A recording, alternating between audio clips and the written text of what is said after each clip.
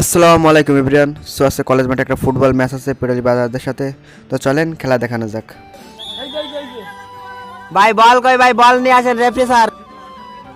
রাত এটা 40,000 টাকার মোবাইল, ভালো হবে না? এ রাকিব, কেছে